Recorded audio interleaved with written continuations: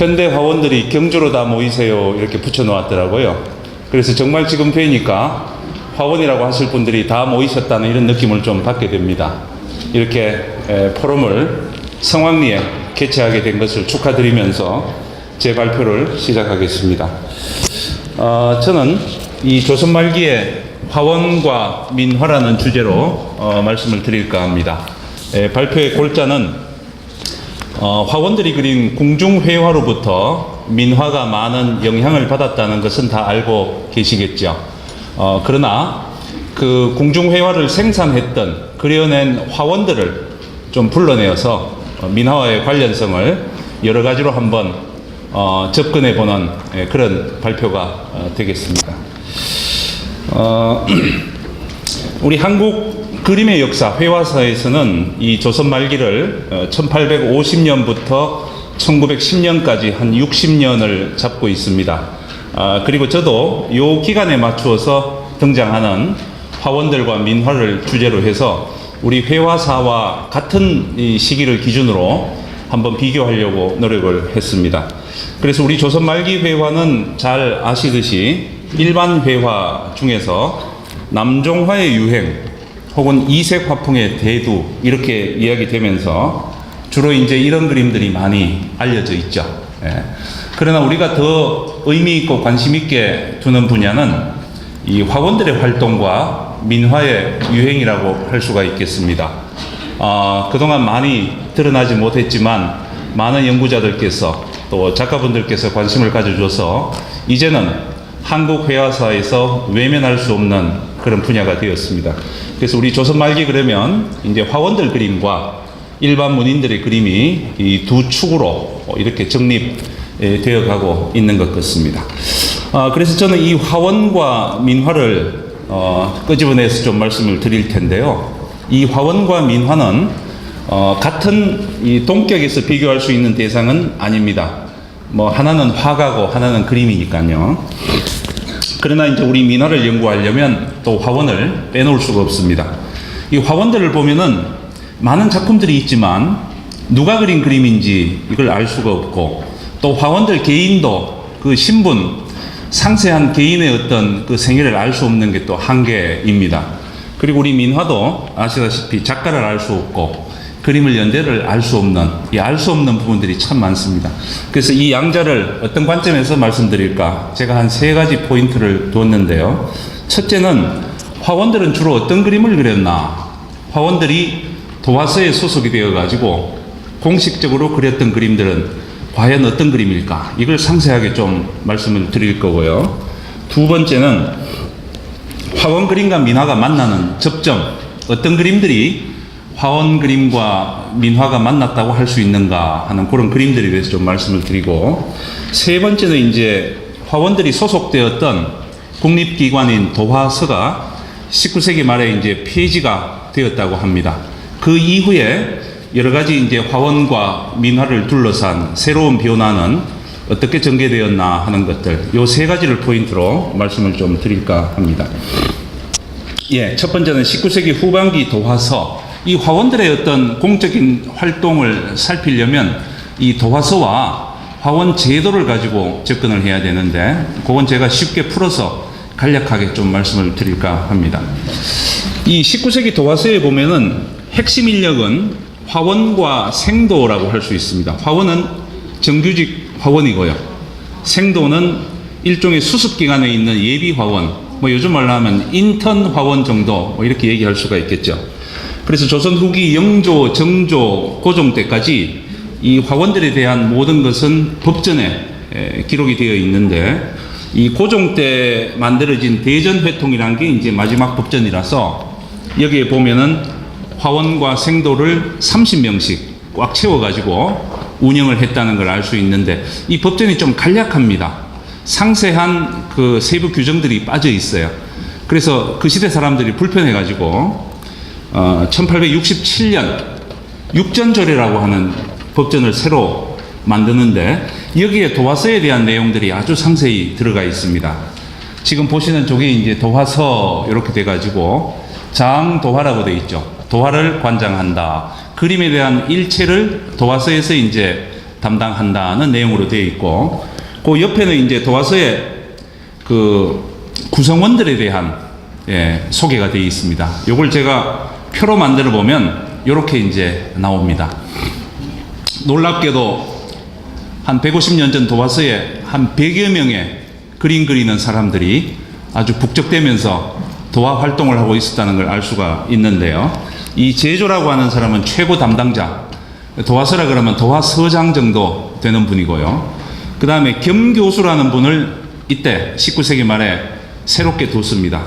왜냐하면 이분이 이제 제일 실무를 담당하는 책임자죠. 이 화원들의 활동을 더 이제 관리하고 강화하기 위해서 두었고요. 그 다음에 이제 종 6품, 7품, 8품, 9품 이런 분들은 이제 이전부터 있어 오던 분들이고, 훈장이라는 분을 새로 뒀습니다. 이제 생도라고 하는 예비 화원들이 많아지니까 이 화원들을 잘 훈련시키고 교육시켜야 되겠다고 해서 훈장이란 직이 새로 생기고, 실관이라고 하는 게 30명으로 되어 있는데 이분들이 이제 정규직 화원들입니다. 도화서의 주역들이죠. 그 다음에 이제 차비대령 화원이라 그래서 26명이 배속이 되어 있는데, 이런 분들은 이제 궁궐에 임금들이 어떤 그림 시험 문제를 내거나 궁궐에서 부를 때 가서 그림을 그리기 위해서 이제 대기하고 있는 아주 특별 화원들이라고 볼 수가 있고요. 그 다음에 제일 아래쪽에 있는 실생도, 저분들이 이제 화원이 되기 위해서 화원의 꿈을 안고 전국에서 올라와 가지고 도화서에서 이제 그림을 배우고 익히던 도화서의 내일의 주역들이라고 볼 수가 있겠죠. 그리고 액외생도라고 해서 30명 정원 외에 또 화원들을 또 이렇게 양성하고 있었다는 걸 알 수가 있습니다. 그래서 이렇게 저렇게 합해보면 한 100여 명 되는 거죠. 굉장히 많은 사람들이 소속이 되어서 운영되고 있었구나 하는 걸 알 수가 있겠고요. 그 다음에 도화서의 취제라는 게 있습니다. 이 취제는 제주를 시험 본다는 내용인데요. 새로운 화원을 선발하는 것보다 기존에 있던 화원들의 어떤 역량과 기량을 강화하기 위해 가지고 많은 시험을 치르고 있었다는 내용을 여기서 알 수가 있습니다. 몇 가지를 한번 보시면요. 모든 화원들은 석 달마다 한 번씩 시험을 받습니다. 이 시험이 중요한 것은 시험 결과에 따라서 이 화원들의 연봉이 왔다 갔다 합니다. 그러니까 굉장히 신경을 써서 봤던 시험이 되겠죠. 그리고 또 매 월마다 15일마다 또 시험을 한 번씩 받고요. 이 시험에서는 이제 또 인센티브를 좀 준 것 같아요. 계속 이제 보상을 주면서 그림의 역량을 키우기 위한 그런 프로그램이 있었다, 이렇게 볼 수가 있겠고요. 그 다음에 화원에 빈자리가 생기면 생도 중에서 이제 그 자리에 올려서 임명을 하고, 생도에 또 자리가 생기면 액외생도라고 하는 예비생도를 또 올려서 그 자리에 근무를 하게 합니다. 그러니까 굉장히 화원들의 어떤 고용 안정을 위해서 노력했다, 이런 면도 우리가 알 수가 있고요. 그 다음에 이 생도들은 한 달에 2번 또 시험을 봅니다. 6일, 20일, 보름 간격으로. 그리고 액외생도라고 하는 사람들도 매달 시험을 보고요. 또 화원들이 아까 녹취제라고 해서 석 달마다 보는 시험 외에 겸교수라는 분이 또 주관하는 또 시험을 보게 됩니다. 그래서 이 그림 그리는 일로 근무하기도 바쁠 텐데 계속 시험을 보면서 실력을 키워나갈 수 있도록 그렇게 운영되었다는 것을 우리가 이 취재라는 기록을 통해서 알 수가 있겠고요. 여러 민화 그리는 분들께서도 이제 그 선생님 그 작업실이나 화실에 가면 또 이렇게 프로그램이 있어가지고 열심히 하시죠.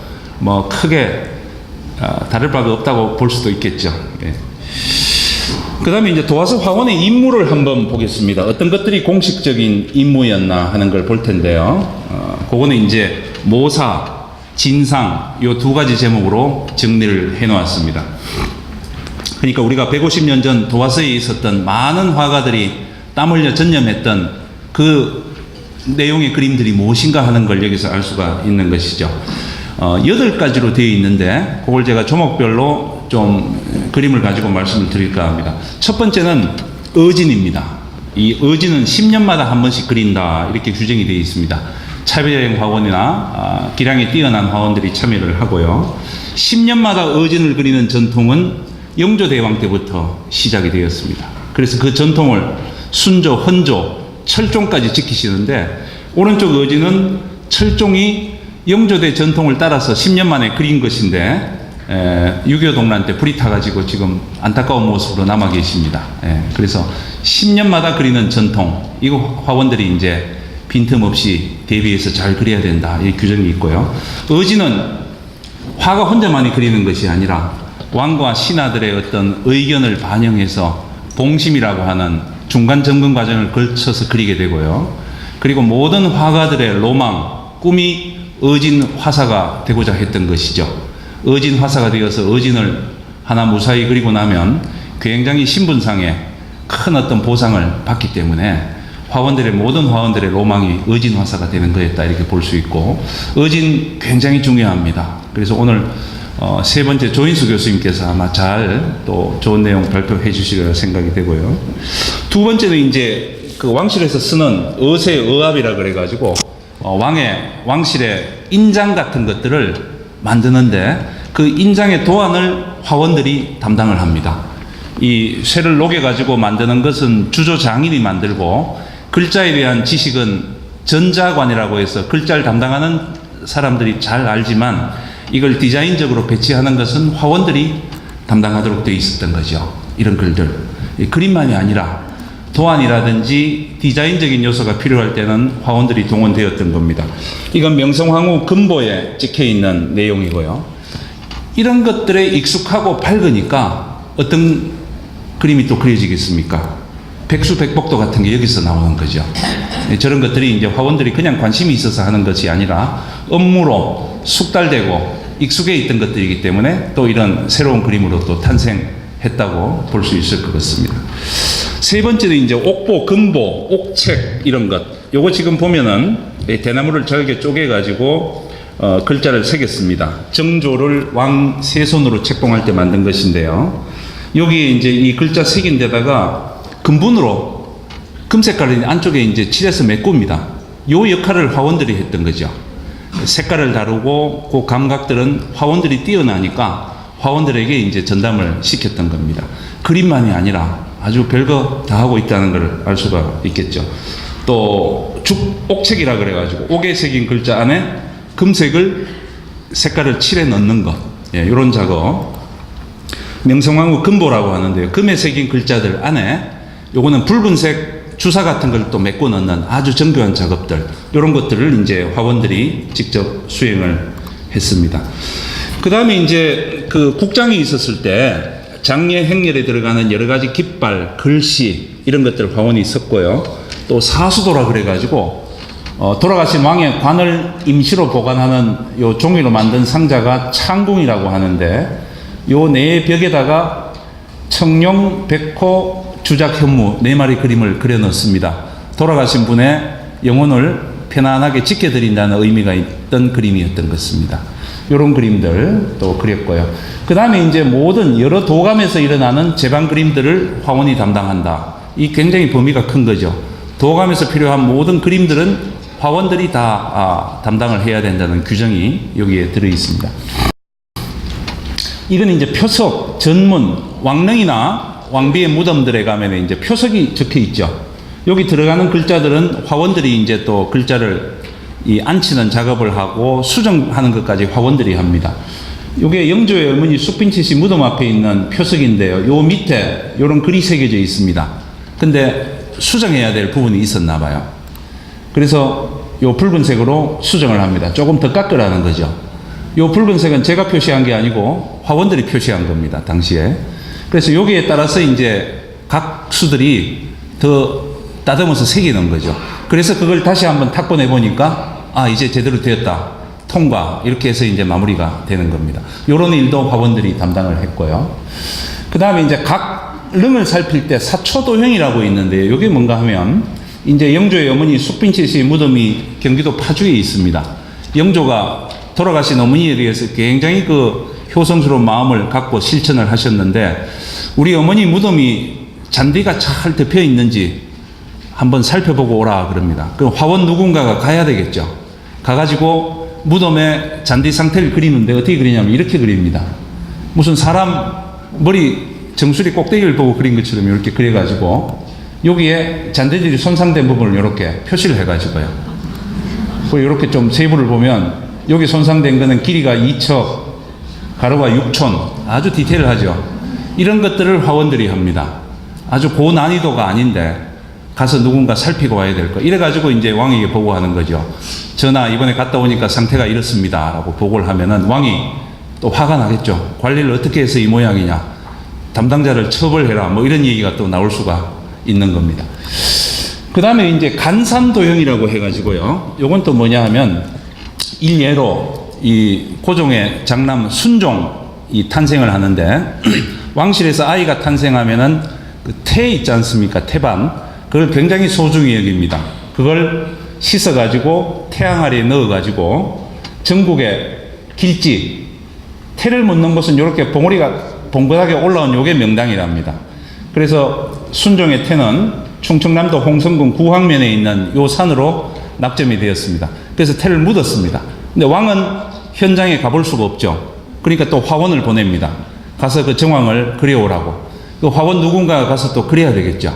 요걸 그린 그림이 제가 작년에 발견을 했는데요. 요런 그림입니다. 순종 태실도라고 해서 굉장히 아주 근대적인 분위기가 들어가 있는 그림이에요. 요게 그 태를 물었던 봉우리입니다. 태봉이라고 되어 있죠. 그러니까 어떤 산이 있고 절이 있고 바닷가가 있는 아주 풍수지리상 그 여건이 좋은 곳에 이런 모양으로 태실을 만들었습니다. 라고 보고하는 거죠. 왕이 이걸 보고 이제 아주 흐뭇하게 생각을 하실 수가 있겠죠. 이런 것들까지 화원들이 담당을 했던 것이죠. 그 다음에 이제 그 왕이나 왕비께서 입는 모든 옷들은 상의원이라고 하는 관청에서 만드는데, 저기 들어가는 모든 도안들은 화원들의 손길을 거쳐야 됩니다. 디자인을 화원들이 하고, 거기에 따라서 다른 장인들이 또 이제 그 다음 작업을 하는 것이죠. 그런데 저 일이 좀 힘들었나 봅니다. 아까 육전절에 어떻게 되어 있냐면 상방의 일은 굉장히 번잡하고 중요해서 별도로 장무관이라는 한 사람을 정해가지고 그 사람에게 전담시키자. 단 힘드니까 1년마다 교체해주는 조건으로 일을 맡기자. 이렇게 이제 되어 있습니다. 그래서 아까 화원 정원에 보면 장무관이라고 한 사람 들어가 있죠. 이 사람은 왕실 복식에 대한 모든 그 도안을 담당하는 담당자로 이제 역할을 하게 되는 것이죠. 그 다음에 요거는 이제 저희 그 제가 근무하는 기관에서 발견을 한 건데요. 면사포를 만드는 본입니다. 요걸 화원들이 또 다 만드는 거죠. 여기에 숫자를 다 이렇게 도장을 새겨가지고 찍고요. 가운데는 이제 또 글자를 넣고 봉황을 그리고 이런 작업들을 화원들이 다 하고 요 본을 가지고 이제 옷을 만드는 장인들이 그 다음 또 작업을 하도록 되어 있었던 겁니다. 그 다음에 이제 각 궁궐에 들어가는 오봉병, 또 가래 때 쓰는 여러 가지 병풍, 모든 병풍 일괄해서 이거 다 화원이 맡는다 이겁니다. 그러면 뭐 보시는 1월 오봉도, 모란도, 곽분양 행락도, 우리 궁중 장식화라고 하는 것들 화원들이 맡고 있죠. 화원들의 그 본령이라고 할 수 있는 이런 그림들이 이제 또 큰 범주를 이루고 있었다는 걸 알 수가 있습니다. 그래서 한번 보면 화원들이 정말 바빴습니다. 왕을 뵙고 의진도 그려야 되고요. 도장 글씨도 또 이거 봐줘야 되고, 또 근본도 칠해야 되고, 사수도 그리고 글자도 손대고, 무덤에 가가지고 또 잔대도 살펴야 되고, 지방에 내려가서 또 풍수지리도 살펴야 되고, 오면 또 상의원에 가서 또 문양도 그려야 되고, 병풍 정말 바빴겠죠. 이런 일들을 화원들이 다 했다는 거죠. 그래서 기록에 나와 있는 것들을 제가 구체적으로 시각 자료를 가지고 좀 예시적으로 말씀을 드렸습니다. 여기 있는 분들을 한 150년 전으로 돌아가서 도화서에 다 취직을 시킨다면 이런 일들 다 감당하실 수 있을까요? 아마 요 제일 마지막에 있는 요 그림들, 요런 것들은 아마 잘 수행하실 수 있지 않을까 싶습니다. 그래서 화원들의 고초가 많았고 아주 자질구레한 일까지 다 역할을 했구나 하는 것을 알 수가 있고요. 두 번째 임무는 진상이라고 해서 요걸 들여다보면 세화에 대한 얘기입니다. 그래서 차비례령 화원은 한 1년에 30장, 도화서 화원은 20장씩을 그려가지고 12월 20일까지 궁궐로 올려라. 이런 규정이 되어 있습니다. 차비례령 화원이 26명입니다. 1인당 30장씩 그리면 780장이 되고요. 화원 30명이 20장씩 그리면 600장이 됩니다. 한 1400장 정도 되는 거죠. 그 밑에 조항을 보면 문배 양제라고 해서 이 문에 붙이는 세화죠. 세화 종류의 그림입니다. 주로 이제 벽사의 어떤 상징이 되는 그런 그림들이 들어가겠죠. 여기는 수치는 없지만 또 수백 장 그렸을 것 같습니다. 굉장히 많은 세화들이 매년 그려지고 있었다는 걸 볼 수 있는데, 근데 저렇게 많았던 세화들이 다 어디로 갔을까요? 우리는 그 세화라고 하는 것들의 흔적도 볼 수가 없는데, 주로 저런 세화들은 이제 벽에 붙이거나 문에 붙이거나 실외 공간에 붙였기 때문에 보존의 경적이 취약합니다.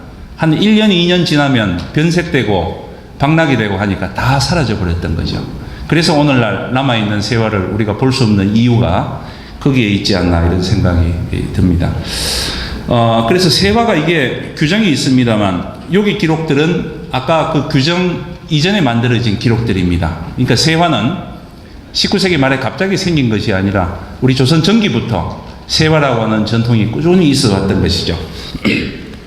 김매순이란 분이 지은 열량세시기에 보면 세시의 도화서에서는 세화를 끌어 올리는데, 금갑 신장을 그린 것은 궁궐대문에 붙이고, 신선을 그린 그림, 닭, 범, 호랑이가 되겠죠. 범을 그린 그림은 벽에다 마주 붙인다. 그리고 친척이나 가까운 신하들에게 하사한다. 하사한다, 요게 이제 궁궐에 있던 세화들을 가지고 이분들이 궁 밖으로 나오는 거죠. 자기 집에 붙이고 하는 거죠. 그걸 보고 또 민간의 화가들이 모방하고 벽에 그림으로써 이 세화가 궁궐의 담을 넘어가지고 민간으로까지 확대되고 유행하게 되었다. 이렇게 우리가 짐작할 수 있는 대목입니다. 두 번째를 보시면 동국 세식이라는 기록에 보면 도화서에는 수성, 선녀, 직일신장 이런 걸 그려가지고 임금에게 올리는데, 서로 선물하는데 이걸 세화라고 한다. 송축의 의미가 담겼다. 이렇게 되어 있습니다. 뭐 대동소이한 내용이죠. 그러면 우리가 지금 남아있는 그림 중에서 우리가 세화인 줄 모르고 있었는데 그게 세화인 그림들 혹시 있지 않을까 제가 한번 추적을 해봤는데요. 신선, 닭, 범 이런 그림들은 기존에 조금씩 이렇게 그려지고 있었던 것 같습니다. 이 그림이 바로 그 그림이라고 단정할 수는 없지만 이런 형태의 그림이 그려지다가 19세기 중엽 보면 요게 하나의 이제 세팅이 되는데, 하나의 이제 그 세트로 그려지는데, 그게 이제 여러분 잘 아시는 개견사호가 그런 세화로부터 비롯된 그림이 아닐까 저는 그렇게 추적하고 있습니다. 조금 잘 그린 그림들은 왼쪽이고요. 또 좀 싼 값에 서민들에게 많이 팔려고 했던 거는 오른쪽 그림, 판으로 찍어서 낸 거. 뭐 이런 그림들이 세화의 전통의 연장선에서 그려진 것이 아닐까 이렇게 생각이 되고요. 그래서 방금 보셨던 열량세시기 기록은 1819년 기록입니다. 19세기 초 이런 기록이 있고요. 요거는 궁궐 세화에 대한 거죠. 요게 민간으로 나오는 게 한양가라는 책에 18세기 중엽에 다락벽에 개견사호를 붙인다 이렇게 되어 있습니다. 거기에 해당되는 실물들이 요 밑에 있는 거, 이 외국인들이 와가지고 수집해 간 그림들이거든요. 국내에는 한 점도 없지만 외국에 나가가지고 지금 뭐 대접 잘 받고 있습니다. 개견사호 이런 그림들. 그래서 이런 그림들이 이제 20세기 들어오면 또 좀 변화가 있었던 것 같아요. 4개를 한 세트로 그리는 게 좀 힘들다 그래가지고 각각 또 이렇게 나눠져서 그렸던 것 같습니다. 그림은 남아있지 않지만 그런 정황을 보여주는 게 요 그림 속의 그림입니다. 엘리자베스 키스라고 하는 영국 여류화가가 1918년에 그린 건데요. 여기 있는 여성 뒤에 붙어 있는 게 요게 호랑이를 그린 세화라고 생각이 됩니다. 개견사호에서 떨어져 나온 거죠. 오른쪽이 개견사호에 들어가는 호랑이고요. 사람이 좀 가려 있지만 도상이 유사하죠. 근데 오른쪽 개견사호는 가로 세로가 35cm 되는 작은 크기인데 왼쪽은 훨씬 더 크죠. 그러니까 세화가 단독으로 한 가지씩 저렇게 그려졌을 수가 있겠다라는 걸 우리가 짐작할 수가 있겠습니다. 근데 이 세화 호랑이에는 까치가 들어가지 않습니다. 까치가 없는 그냥 호랑이에요. 비슷한 도상으로 까치가 들어가 있는데 요거는 이제 세화라고 단정할 수는 없을 것입니다. 그래서 까치 호랑이가 많이 그려졌는데 그것도 좋은 의미를 갖고 있으니까 세화가 아니겠나 이렇게 추측할 수는 있지만 아직까지는 좀 단정하기는 좀 애매한 그런 그림입니다. 그래서 세화는 까치가 없는 호랑이로만 그려져 있다 이렇게 볼 수가 있겠고요. 그 다음에 제가 또 관심 있게 수집하는 이 구한말 사진들인데요. 얼마 전에 제가 또 구하게 된 건데 1920년 어느 부유층 집에서 기념사진 촬영한 겁니다. 여러분, 제가 왜 이 사진을 보여드리는지 아시겠죠? 예. 여기에 뭐가 그려져 있습니까? 사자가 그려져 있습니다. 개견 4호 세트에 들어가는 사자가 단독 도상으로 그려져 있죠. 조자용 선생님이 민화는 다 부잣집에서 나왔다는 말이 바로 이런 걸 두고 얘기하는 것 같습니다. 그 부유층, 여유 있는 사람들은 민화를 안목으로 보지 않습니다. 안목으로 보는 그림들은 잘 간수해가지고 방 안에 보관을 했고요. 이런 것들은 이제 장식과 길상의 목적으로 사용했던 거죠. 보기에도 좋고 의미도 좋은 그림들. 예. 그래서 이걸 조금 확대해 보니까 이거 사자입니다. 해치가 아니고 사자고요. 아마 요와 비슷한 도상의 그림이 아니었겠나 추측할 수 있는 거죠. 이런 것들이 이제 궁중의 전통을 이어받아서 민간에서 그렸던 하나 세화의 하나로 우리가 추적할 수 있는 조금 눈여겨봐야 될 자료가 아닌가 이런 생각이 듭니다. 그래서 세화의 전통을 잠깐 말씀드렸고요. 마지막으로 이제 세화의 저변 확대인데요. 세시풍보라고 하는 우리나라 세시 풍속을 기록한 19세기 기록이 있는데요. 거기에 보니까 신선과 거북과 학의 선명한 채색, 임금이 나누어진 세화가 오는 것이 있다. 이런 기록이 있습니다.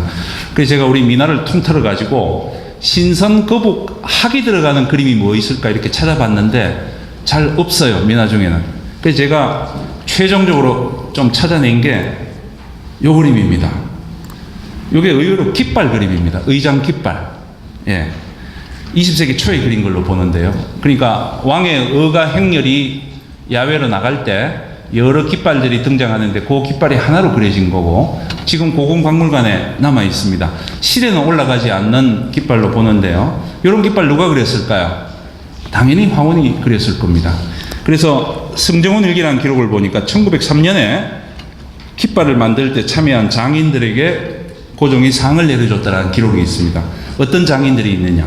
직조소 장인들, 재봉소 장인들, 그 다음에 기화라는 건 그림을 그렸다는 거거든요. 화원들에게 이제 상을 줬다는 걸 알 수 있겠죠. 그래서 왕이 보기 위해서 그렸던 이런 그림들. 그러니까 화원들이 세화로 그렸던 이 모티프들을 가지고 깃발에도 그대로 적용을 해서 그렸다는 것이죠. 근데 이 그림이 들어가는 깃발이 어떤 의미로 그 깃발로 왜 그려지게 되었는지는 아직 조금 더 연구를 해야 될 단계인데 여기에 들어가는 게 아까 그 기록 그대로 나오는 거죠. 신선, 거북, 학이 들어간다는 거.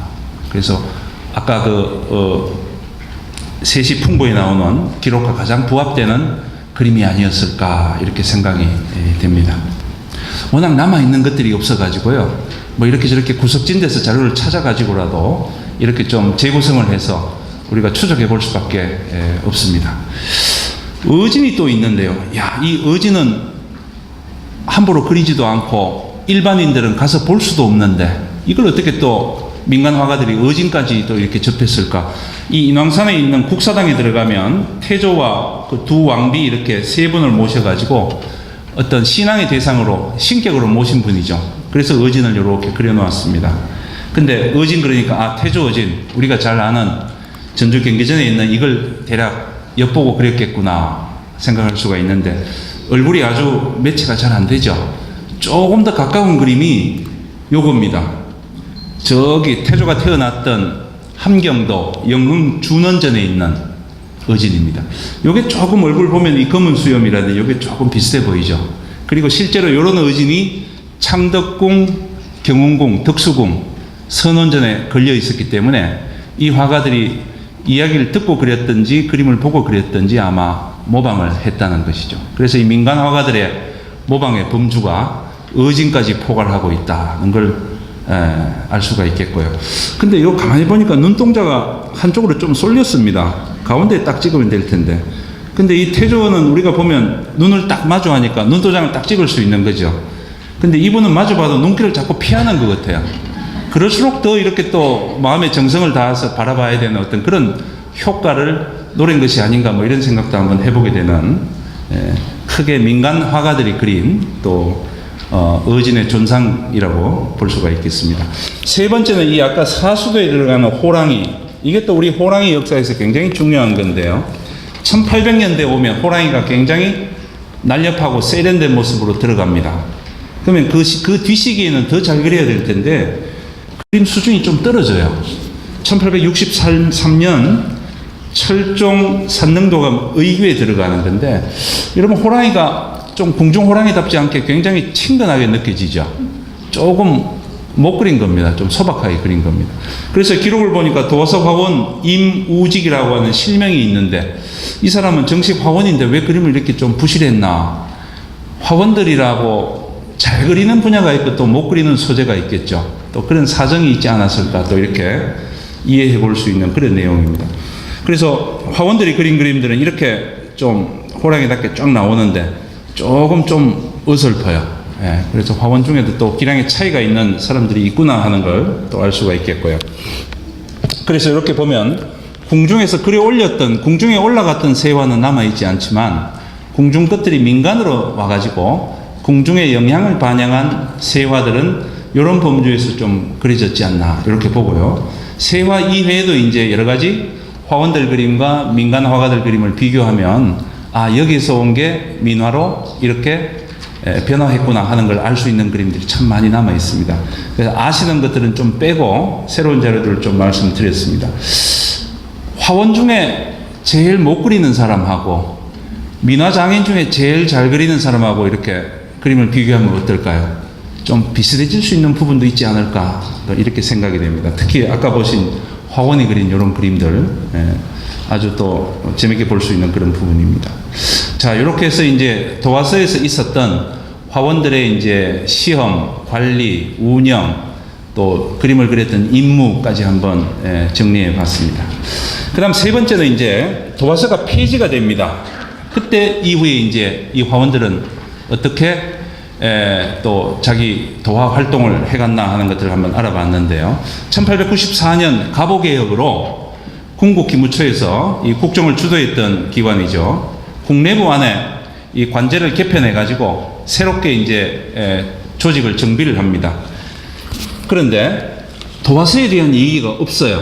도화서는 사라지고 규장각에 어진을 그리고 이제 하는데 교서, 책을 만들고 도화, 그림을 그리고 사자, 글씨를 쓰는 것들을 도화서 기능에 포함시킨다 이렇게 되어 있습니다. 그러니까 도화서가 없어지고 이 도화서라는 조직이 규장각으로 예속이 되고 굉장히 축소되었구나 하는 걸 알 수가 있죠. 그래서 이 규장각에는 새로운 관리로 주사, 요게 한 8품쯤 되는 공무원인데요. 주사를 8명을 배치를 했는데 그 중에 2명이 그림 그리는 도화주사로 기록이 되어 있습니다. 근데 요 기록 하나 가지고 도화서가 사라졌다고 하기에는 좀 불비한 것 같습니다. 왜?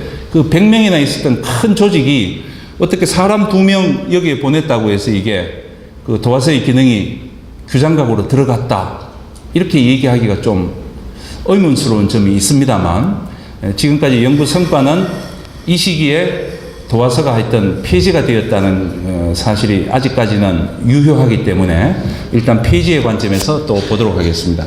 자, 그럼 도화서에 100명이나 있는 화원들이 도화서의 문을 닫게 되면 어떻게 하겠습니까? 다 길거리로 이제 쏟아져 나와가지고 민간 화가들과 함께 활동을 했지 않을까 이런 추정을 또 해볼 수가 있겠죠. 일자리를 잃은 화원들이 민간으로 막 거리로 쏟아져 나왔을 것이다. 근데 그 단서를 어떻게 찾아낼 수 있을까? 그래서 제가 그 본 자료는 1895년부터 1910년까지 한 15년간 왕실에서 있었던 국가적인 행사를 진행하고서 남긴 의궤라고 하는 자료가 있는데요. 여러분 아시는 의궤가 41건이 15년간 제작이 되어 있습니다. 이 안에 화가들의 이름이 다 들어있어요. 근데 보니까 화가가 4파트로 나눠집니다. 주사, 그 다음에 매품 이렇게 주는 걸 제가 품직화원이라고 붙였고요. 그 다음에 화사, 화원 이렇게 나눠집니다. 그리고 이 인원수를 토탈하니까 굉장히 많이 나와요. 그러니까 화원들이 도화서가 개편되면서 그 직업들이 좀 분화되었다고 볼 수가 있겠고요. 그래서 대표적인 예로 순비 책봉 의궤라는 걸 한번 열어보겠습니다. 이거는 고종의 후궁 귀빈 음씨라는 분을 후궁으로 책봉할 때 만든 행사를 마치고 만든 의궤입니다. 거기 안에 보면 화원을 기록한 게 있는데요. 이렇게 되어 있습니다. 금인보획, 금보, 금으로 된 인장을 만드는데 참여했던 도화주사라고 되어 있죠. 도화주사가 3명. 그 다음에 육품이라고 되어 있습니다. 육품. 근데 요 품계는 어디에 소속되어 있는 육품인지를 알 수가 없을 것 같아요. 그래서 도화주사와 육품, 요분들은 그러니까 어느 기관에 소속되어 있는 화원들의 아주 그 최고 수준 화원들만 골라서 남겨두었던 화원들이 아닌가 생각이 되고, 여기서 끝나면 괜찮은데 뒤에 나오니까 또 뭐가 있냐면 화원이 또 있습니다. 4명. 화사가 또 6명이 있어요. 이 화원은 무엇이고 화사는 또 뭘까요? 그리고 여기에 보시면 이제 윤자필, 가상, 요 사람은 상을 준 겁니다. 4명 중에 3명이 상 받고, 박재갑이라는 분, 우리 그 박재갑 회장님하고 이름이 비슷합니다만, 이분은 상을 못 받았죠. 상을 주는 사람도 있고, 못 주는 사람도 있고. 그래서 저는 이걸 쭉 보니까 주사나 품직 화원들은 한 10명, 20명들이 계속 돌아가면서 일을 맡습니다. 근데 이 화원과 화사는 한 번 고용하면 그 다음에 또 고용을 하지 않아요. 보내고 그 다음 참여하지 않은 사람들을 계속 이렇게 붙입니다. 그러니까 바꿔 말하면 화원과 화사는 일용직 화가들을 불러서 일을 시키는 형태로 진행이 되고 있다는 것을 알 수 있게 됩니다. 그래서 그러면 이 화원과 화사는 도대체 누구냐? 화원은 추정입니다만 전직 화원들, 도화서에 일하다가 일자리를 잃고 나온 사람들, 전직 화원으로서 경험이 있으니까 화원이라는 이름으로 고용을 했고, 화사는 누구냐 하면 민간에서 활동하는 사람들인 것 같아요. 민간에서 약간의 그림 재주가 있지만 왕실 행사 때 중요한 그림은 아니지만 뭐 배경 색칠하는 뭐 그런 용도로 이제 불러들여 가지고 일을 시켰던, 그래서 여기에 있는 이 화사들이 민간에서 활동하면서 여러 가지 그림을 그렸는데 주로 그렸던 게 또 우리가 민화라고 하는 그림이 아니었을까, 이런 생각을 또 해보게 됩니다. 그리고 도화서에는 화원과 생도가 있었죠. 실력 있는 화원들은 그대로 화원으로 또 역할을 할 수 있지만, 실력이 부족한 생도들은 화사가 되어가지고 도화서 주변을 맴돌면서, 도화서는 없어졌죠. 예, 또 그 서울 시내를 맴돌면서 그림 그리는 일을 종사하고 또 생계를 이어나가야 되니까 민화와 같은 그림을 그려가지고 대량으로 판매하고 하면서 활동했던 화가들이 아닐까, 저는 그렇게 추정을 하고 있습니다. 그래서 그렇다면 이 화원, 화사, 또 도화주사 이런 사람들이 남겼던 그림은 구체적으로 뭐냐, 그걸 좀 보도록 하겠습니다. 이 그림은 굉장히 특이합니다. 순재라는 호 도장을 찍은 분인데 의회도를 그렸습니다. 근데 그림이 굉장히 특이하죠. 이 사람은 화원도 아니고 민간 화가도 아니고 이도저도 아니고 아주 어중간한 사람입니다. 그 중간에서 그림을 그려가지고 팔았던 사람이에요. 그러니까 자기 상표를 붙인 거죠. 도장을 딱 찍어가지고. 근데 그림이 보면 개 그림이죠. 근데 개 그림은 몰골법으로 이렇게 그렸는데 이 조개나 이런 것들은 또 아주 자세히 그렸거든요. 그리고 또 수채화적인 분위기가 들어가고, 순재가 누굴까 잘 파악이 안 됐습니다. 근데 비슷한 그림, 이런 게 장한종 화원이 그린 그림인데요. 요거는 한 100년 앞서 그린 건데 역시 화원들의 그 관찰력이 잘 반영이 되어 있는 그림입니다. 요게 이제 민화죠. 완전히 민화로 가는 거죠. 이건 민화라고 보기엔 좀 어려울 것 같고요. 여러분, 요게 무슨 의미일까요? 개는 갑옷을 입고 있죠. 그 갑이라는 건 뭐냐 하면 갑입니다. 그냥 과거에 장원급제한다는 내용이고요. 조개와 새우와 조개가 등장하죠. 새우 하자, 조개 하자, 합자, 하합이라 그러면 이거 축하한다는 의미가 된다고 합니다. 그러니까 장원급제를 축하하는 의미를 담은 그림이다, 이렇게 이제 해석을 하고 있는데요. 그런 것들이 이제 민화로 들어가서 우리 자식 장원 과거 합격해가지고 영광스러운 일이 있기를 소망을 빌었던 그림으로 볼 수 있는 그림이라고 해석이 됩니다. 이런 그림이 또 있습니다. 한진우라고 도장이 찍혀 있어요. 잘 그린 그림은 아닙니다. 약간 어설프긴 한데 아까 보신 요거하고 비교하니까 그림 분위기가 좀 비슷하고요. 요게 이렇게 풀을 그렸던 게 요 부분하고 아주 좀 비슷합니다. 같은 화가인 것 같아요. 순재라는 호를 가진 사람은 한진우고 한진우의 호는 순재라고 볼 수 있는 거죠. 여기까지만 알 수 있고 요 기록을 아무리 찾아도 다른 기록이 나오지가 않습니다. 그래서 딱 여기까지밖에 설명하고 보여드릴 수 없는 게 지금까지 있고요. 그 다음에 이제 요번에 제가 조금 그 비중 있게 좀 찾은 화가가 서원희라는 분입니다. 구한말 도화조사를 지낸 분인데요. 서울 아모레 퍼시픽 박물관에 이 그림이 전시가 될 뻔, 아닙니다. 저희 연구원에 있는 박정혜 교수라는 분이 공중회화 하시는 분인데, 이 서원희 그림을 보시고 책에 소개를 해놓은 걸 제가 보고 조금 더 이제 자료를 찾아봤는데요.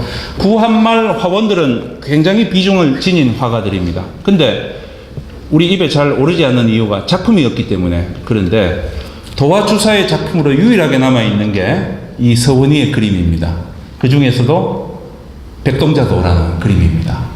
백동자도가 수십 점 전하고 있지만 화가의 이름을 알 수 있는 건 아마 이 한 점뿐이지 않을까 이렇게 생각이 됩니다.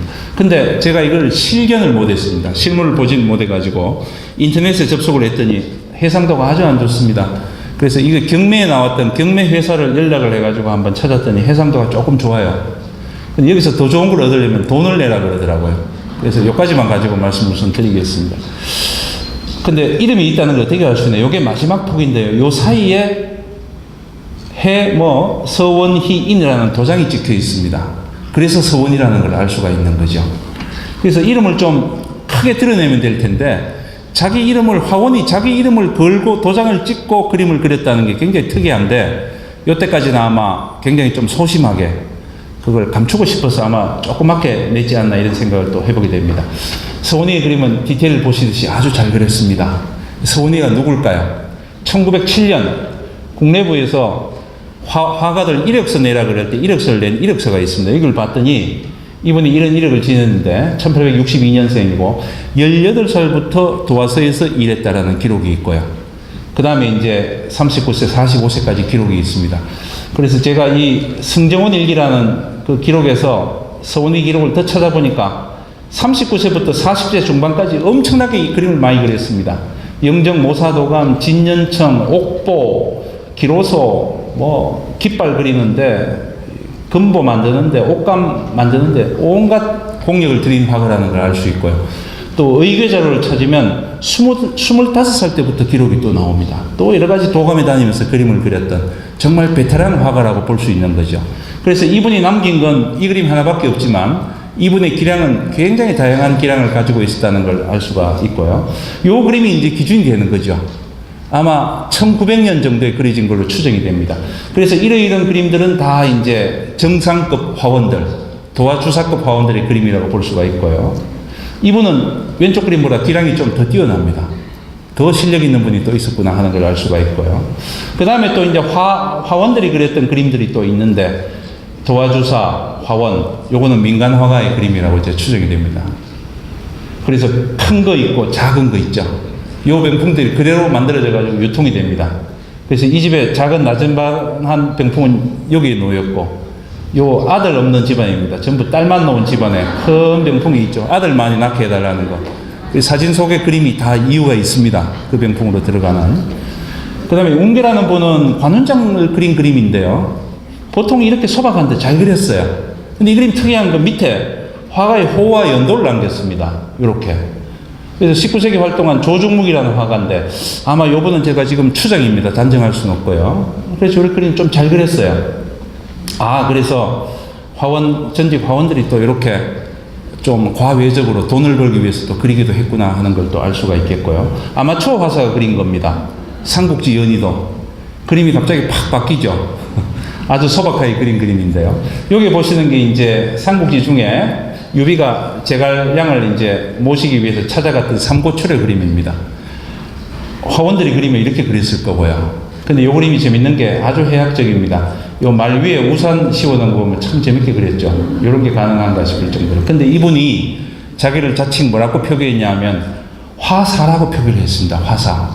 그러니까 제가 아까 화사라고 했던 분들은 민간에서 민화와 민간에서 주로 잘 통용되는 그림들을 그렸던 분들을 화사라고 불러야 되지 않겠나 하는 게 이제 여기에 일예지만 그렇게 또 말씀을 드릴 수가 있겠습니다. 화원들이 그린 그림인데요. 아주 잘 그렸죠. 여기에 장군을 태워가지고 무신도가 됩니다. 그것도 화원들이 그렸을 텐데, 요게 이제 나중에 좀 소박해서 무신들이 정말 그 무속 공간으로 들어갑니다. 요런 그림들. 그래서 화원, 화사들의 어떤 경계를 보여주는 그림이지 않을까 그런 생각들을 또 해보게 됩니다. 도화조사가 그린 것, 화원이 그린 것, 화사가 그린 것. 예. 그래서 우리가 민화를 그린 화가라고 하면 좀 서민화가, 신분이 낮은 화가 이렇게 부를 수도 있었는데 이런저런 기록들을 찾아보니까 매우 다양하다는 겁니다. 우리가 아는 건 단편적이고 그 실상은 매우 다양해서 어느 화가의 어느 정도 수준까지를 민화로 끊어야 되느냐 하는 판단이 어려울 정도로 그래서 우리 화원들의 세계가 우리가 생각하고 있었던 것보다 굉장히 폭넓고 다양하고 아주 그 많은 그림들이 있었지만 안타깝게 우리가 볼 수 없는 것이 우리의 지금 현황이 아닌가 이렇게 생각이 되고 그래서 시간이 거의 다 됐습니다만 요 마지막에 하나만 읽겠습니다. 조선왕실의 위축으로 궁중회화는 점차 명맥이 끊겼고요. 화가들은 다 개성적인 자기 세계를 찾아갔습니다. 이후 오랫동안 화원 그림의 개성은 이루어지지 못했습니다. 그러면 21세기의 화원은 누구인가? 우리 포럼에서 이제 다루는 문제인데 저는 전통에 대한 이해를 잘 가져야 되고 어떻게 개성할 것인가 그 방법을 잘 찾아야 되고 또 숙련된 기량이 뒷받침돼야 되는 이런 조건들을 좀 갖춰야 되지 않을까. 예. 그렇다면 21세기의 화원은 누구인가? 요건 아마 오늘 저녁 시간에 이루어질 그 토론회에서 굉장히 많은 또 얘기가 오고 갈 것 같아서 토론회 숙제로 남기고 제 발표는 여기서 간략히 마치도록 하겠습니다. 예, 감사합니다.